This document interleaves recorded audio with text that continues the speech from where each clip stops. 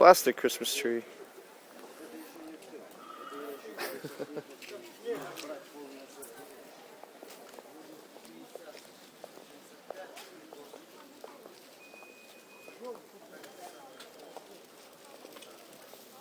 More kitchen stuff. So embarrassed. 6 weeks and I haven't even been here. I don't know what I've been doing. Too many of the same discos and not enough culture. Not enough experience. Oh well, 6 more weeks to go, so.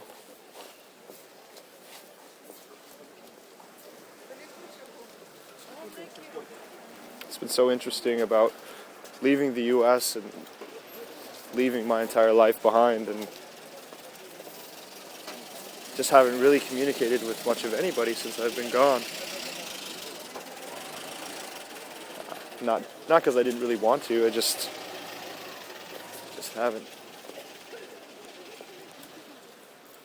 Get some new winter boots. God, this place is crazy. I still want one of those Russian hats. The ones that cover your ears. I've asked so many times, people keep telling me what they're called and I always forget.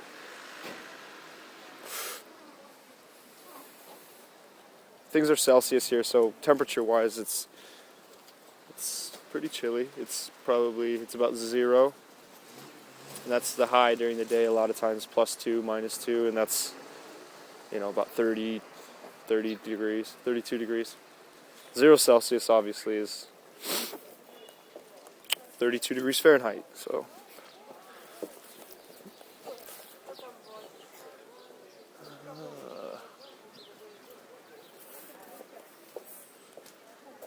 People always looking at me like I'm crazy, walking around talking to myself with the phone in my hand.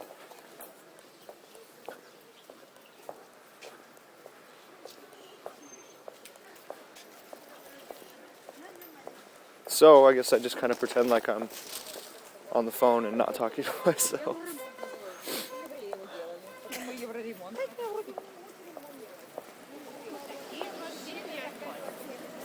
So tonight I'm really excited. We have our photo shoot for our spokesmodel girl for our project that we're doing here for the film. And we're going to do a whole photo shoot tonight. Hair, makeup, everything, and things are definitely a lot different here with how that's done.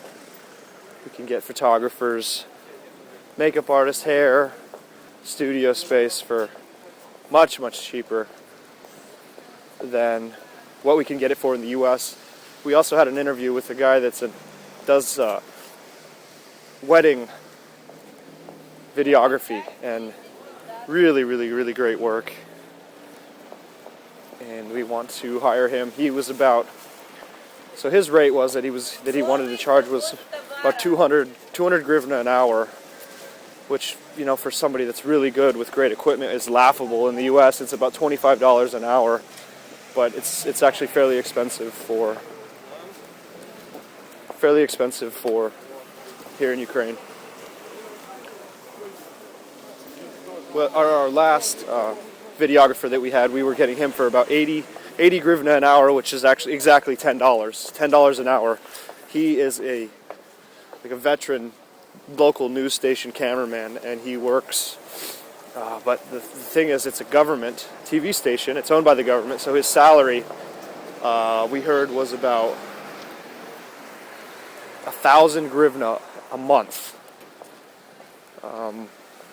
Which is just absolutely unbelievable. So the way things work is everybody has a salary that works a normal job, but then they have what's called a second income. So they constantly are freelancing or taking second jobs because they absolutely have to, because they have no other way to make ends meet. They literally can't exist on a salary that is $200 a month. University professor at a school here, college in the U.S. is basically what they call university. They make about 1,500 grivna a month. So again, in the US, which is about $200 a month.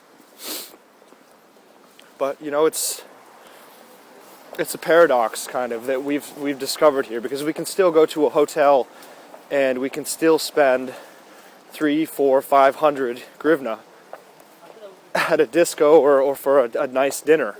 So that's basically what somebody here makes for an entire week's salary. A local, they do have one 4-star hotel here. It's called the Palazzo, and it's you know, comparable price-wise to the U.S. I mean, for a Marriott or a Hyatt or something like that, you're looking at, it would be a lot more expensive in the U.S., but still, compared to what people make here, it's extremely, extremely expensive. So we ask, and how do they even make it? Still have cover charges that are 50 grivna, which is $6.25. So how do they work that out? And pretty much overall, the main answer to all of that is that they just don't. They don't go. They don't go to these places. The majority of people, you know, some of them are living with family at home, and they are living in 5 people to a 1-2 room apartment. They don't go out. They're not spending money. They're coming here to the bazaar and buying meat and potatoes and groceries, or maybe at the local market, and they don't go out. They eat at home, and they share. They share, and they kind of combine resources and pool resources so that they can make it happen. Meat here.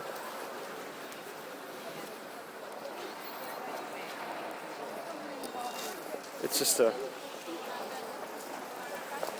such a different world, especially when you come here as a foreigner, or as a tourist, or really about the only reason that anybody comes to Poltava here is for really international dating. Guys that are coming here to meet women, meet girls.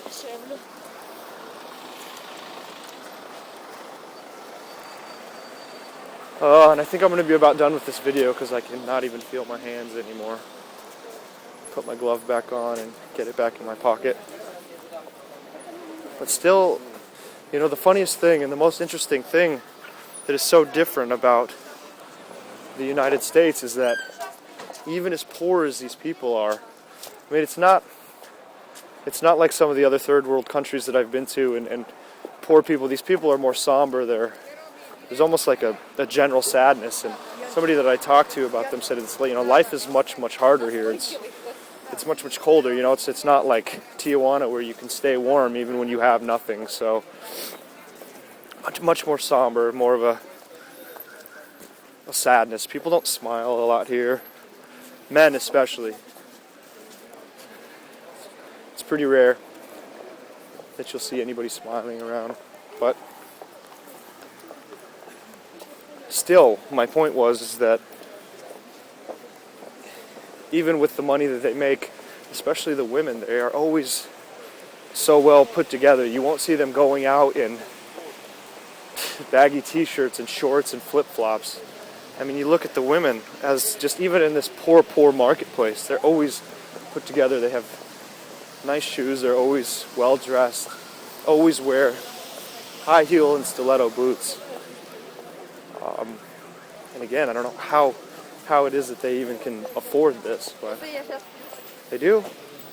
I asked Ira, and she said, we just do. You know, they get a gift. You know, they get a pair of boots, maybe a year, a pair of shoes a year, and they just make it happen. Pool it together. And all right, well, I'm signing off. Thanks for watching. Thanks for listening. LivingInUkraine.com. We'll see you next time.